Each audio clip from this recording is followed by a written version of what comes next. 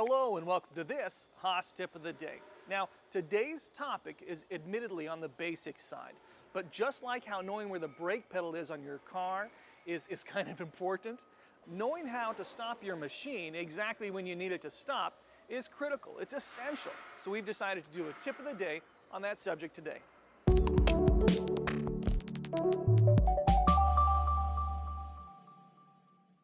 Here's our four codes. We've got our M0, our M1, our M2, and our M30. Now, all of these codes can be used to stop the machine in some way. Now, as a programmer in a job shop environment, I love M0. This is one of my favorite codes.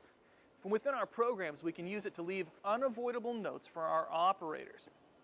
Now, when an M0 is reached in a program, the control is going to turn off the spindle and the coolant, and it's going to stop all motion. The machine just sits there and waits with the green light flashing.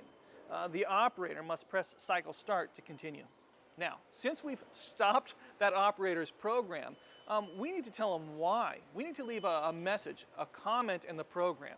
Now, I usually do this in my program on the line right after the M0. When the program stops at an M0, it highlights the line just following the M0. It's nice for the operator to walk up and see that message already highlighted telling them what to do. Nowadays, we actually use that M0 code with our M130 media player. So we can leave not only comments, but pictures, PDFs, and even videos. Now, if you put an M0 in a program, be sure to restart the spindle and turn the coolant back on if necessary. Now, taking a look at a M01, it behaves exactly like an M0, with one exception.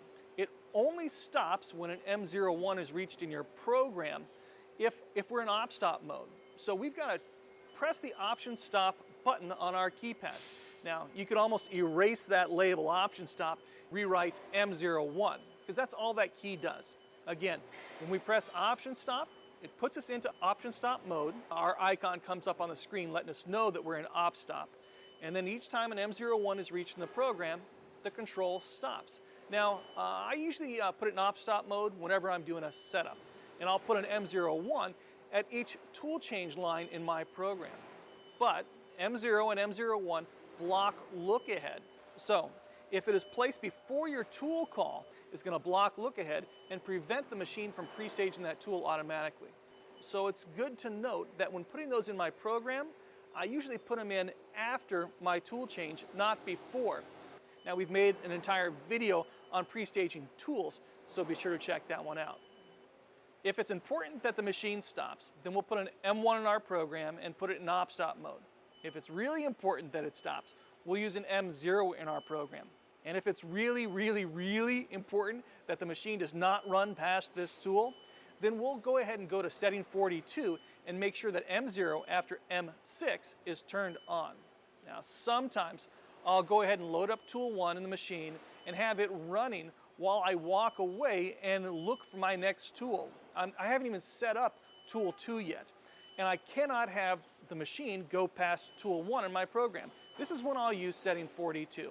Because I know that if I walk away, my machine is going to stop before it runs the next tool in my program.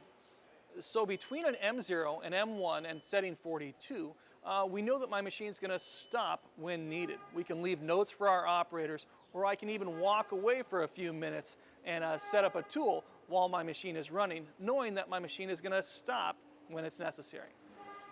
Finally, we've got our M2 and our M30. Now, an M2 in your program is just going to stop the machine, right? It's going to stop the control right where it's at. But it's not going to rewind your program back to the beginning.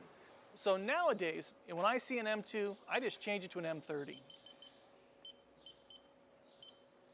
Usually, everyone just uses an M30 to end their program.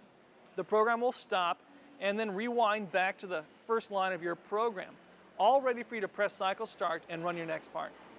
Now, I said that with an M30, the control is going to stop your spindle and your coolant automatically. There's no need to call up an M5 or an M9 in your program to turn those things off.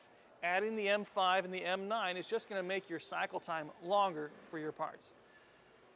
Well, I know, this has been a really basic video, but these are the codes that operators need to know as well, because as they're running the machine, they need to know why it is stopped. So we have to start here before we can move on to the more complex topics like cutter compensation. We'll be doing some more videos on heavier topics coming up quickly, so be sure to subscribe to the YouTube channel. And thanks for letting us be a part of your success and for watching this Haas Tip of the Day.